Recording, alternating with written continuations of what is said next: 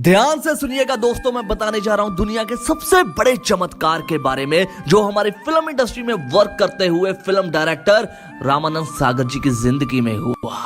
हम बचपन से उस सीरियल को देखते आए हैं, लेकिन इस चमत्कार को सुनने के बाद मैं गारंटी देता हूं कि आप भी उस रामायण के सीरियल को अवश्य देखेंगे। एक समय था जब रामानंद सागर जी बहुत कंफ्यूज थे, उनको समझ नहीं आ रहा था कि कौन सी कहानी पे वर्क किया जाए, और उसी समय एक साधु उनके पास आता है और उनको बोलता है रामायण बना, जग का कल्याण होगा। रामानंद सागर जी इस बात पे गौर नहीं करते, लेकिन उस दिन जब वो रात को सोते हैं तो उनको स्वप्न आता है कि जो साधु आए थे वो और कोई नहीं, महाअवतार बाबा जी थे।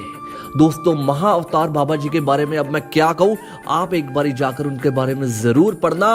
वो आज भी 2000 और कुछ सालों से हमारी पृथ्वी पे आज भी जिंदा हैं, और वो इस पृथ्वी पे सिर्फ और सिर्फ जग के कल्याण के लिए, मानवता के कल्याण के लिए यहाँ पे रुके हुए हैं। क्योंकि जब भी कोई धर्म के राह पे चलना चाहता है तो तब उसका मार्गदर्शन किसी न किसी रूप में महाअवतार बाबा जी करते ही रहते हैं, और उस समय रामानंद सागर जी का भी मार्गदर्शन महाअवतार बाबा जी ने ही किया। उन्होंने ही आकर बोला था कि रामायण का सीरियल बनाओ और जग का कल्याण होगा, तभी रामानंद सागर जी ने रामायण का सीरियल बनाना शुरू किया। लेकिन इस सीरियल को बनाते हुए उनको काफी दिक्कतें आई। सबसे बड़ा चमत्कार उस समय हुआ दोस्तों, जब प्रभु राम जी के बचपन का सीन शूट किया जा रहा था।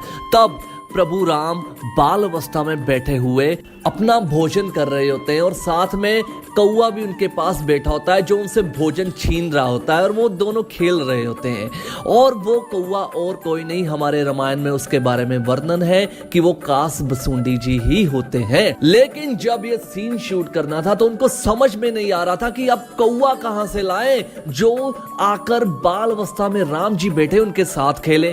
तभी सारा काम शूट का रुक जाता है और सोचों में पड़ जाता है कि अब इस गांव में कौवा कहां से लाएं। जब ये सोच रहे होते हैं, कोई रास्ता नहीं मिल रहा होता, तभी जहां पे वो बैठे होते हैं उनके सामने वाले वृक्ष पे एक कौवा आकर काएं काएं काएं करने लग जाता है, और सब देखकर बड़े हैरान होते हैं कि ये कौवा अचानक से कहां आ गया।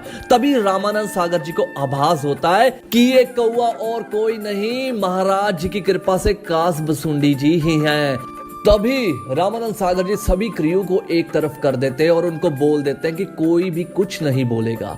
और तब रामानंद सागर जी उस पेड़ के पास जाते हैं, उस कौवे के आगे हाथ जोड़ते हैं और सीधा यही बोलते हैं कि कास बसुंडी महाराज जी, कृपया करके आप बाल अवस्था में जो राम जी बैठे हैं उनके साथ जाकर खेलिए, हमारा शूट रुका हुआ है।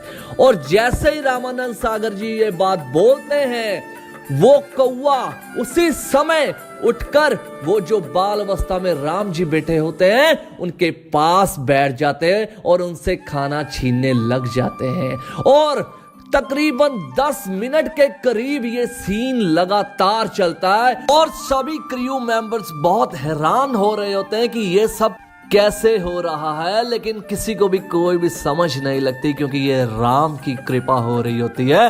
और 10 मिनट तक लगातार वो सीन को रिकॉर्ड किया जाता है। आप आज भी जाकर उस सीन को उस सीरियल में देख सकते हैं, क्योंकि ये जो रामायण का सीरियल बना था, इसके पीछे कोई मनुष्य की ताकत नहीं थी, बल्कि संतों के वचन थे, संतों की कृपा थी, और राम जी की दया से ही ये सीरियल बन पाया था। बोलिए जय सिया राम।